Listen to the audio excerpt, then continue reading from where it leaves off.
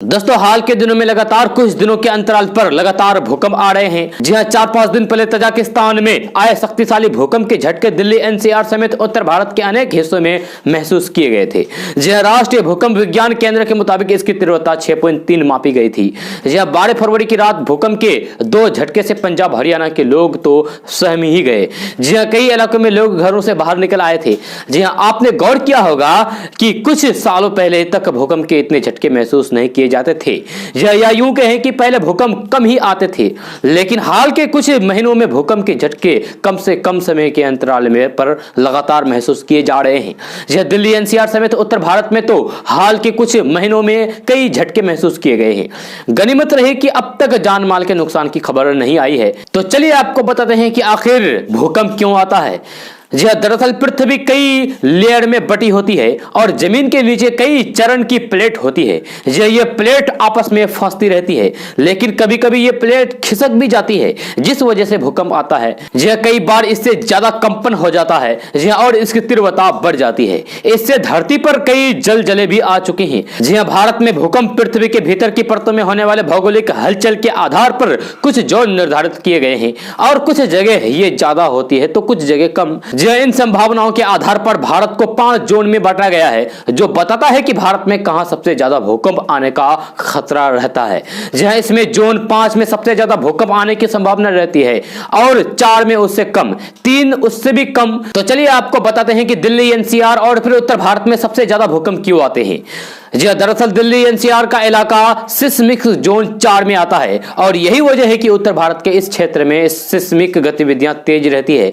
इसका मतलब यह है कि उत्तर भारत में दिल्ली और आसपास के क्षेत्र में ज्यादा भूकंप आते हैं। कई एक्सपर्ट का कहना है कि हिमालय के पास वाले राज्य जो भारत और फिर यूरेशिया जैसी टेक्टोनिक प्लेटों के मिलने से बने हैं, जहां वहां भूकंप का ज्यादा खतरा बना रहता है। वैज्ञानिक प्रयासों से भूकंप के प्रभाव को कम करने के लिए केंद्र सरकार ने दिल्ली क्षेत्र की जमीन के नीचे की मिट्टी की जांच कराकर यह पता किया है कि इसके कौन से क्षेत्र में सबसे ज्यादा संवेदनशील है। जी हां, भारत में जोन 5 में हिमालय का केंद्र, कश्मीर और कच्छ का रण क्षेत्र आता है, जबकि जोन 4 में दिल्ली, जम्मू कश्मीर और महाराष्ट्र के इलाके शामिल है। वहीं जोन 3 को मॉडरेट डैमेज रिस्क जोन कहते हैं। इस जोन में मुंबई, कोलकाता, चेन्नई और बेंगलुरु जैसे शहर आते हैं। आपको बता दूं कि 0 से 1.9 केवल सिज्मोग्राफ से पता चलता है, लोगों को महसूस ही नहीं होता है। जी हां, 2 से 2.9 इस स्थिति में हल्का कंपन महसूस होता है। 3 से 3.9 इस स्थिति में थोड़ा तेज कंपन महसूस होता है। 4 से 4.9 खिड़कियों के कांच भी टूट सकते हैं। 5 से 5.9 फर्नीचर हिल सकते हैं, पंखा वगैरह तेज हिलते दिखते हैं। जैसे 6 से 6.9 बिल्डिंग की नींव भी दरक सकती है और ऊपरी मंजिलों के भवन को नुकसान हो सकता है। जैसे 7 से 7.9 इस स्थिति में इमारतें गिर सकती है।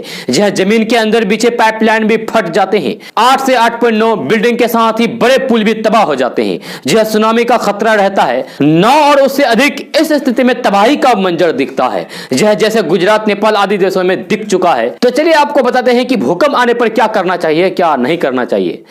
तो आमतौर पर हमने देखा है कि लोगों को जानकारी ना होने की वजह से कई बार भारी जान माल की हानि उठानी पड़ती है। अक्सर सलाह दी जाती है कि भूकंप आने पर घर से खुले में निकल जाएं, या घर में फंस गए हो तो फिर बेड या फिर मजबूत टेबल के नीचे छिप जाएं, या घर के कोने में खड़े होकर भी खुद को बचाया जा सकता है। भूकंप आने पर लिफ्ट का प्रयोग तो बिल्कुल भी नहीं करना चाहिए। जैसे ही आपको भूकंप के झटके महसूस हो, वैसे ही आप किसी मजबूत टेबल के नीचे बैठ जाएं और कस करके पकड़ लें जब तक झटके जारी रहें, या फिर आप सुनिश्चित कर लें कि आप सुरक्षित ढंग से बाहर निकल सकते हैं, तब तक एक ही जगह पर बैठे रहें।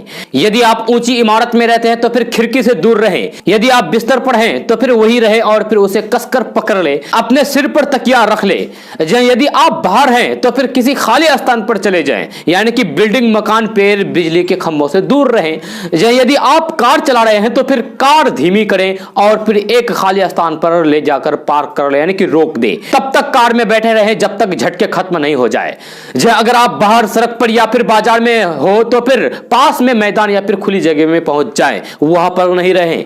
या ऊंची बिल्डिंगों के करीब ना रहें और उससे दूरी चले जाएं। अगर आप कहीं अंदर फंस गए हैं तो फिर दौड़े नहीं, इससे और भी आपको तेज झटके लग सकते हैं। पेड़ों से और बिजली के तारों से दूर रहने की कोशिश करें।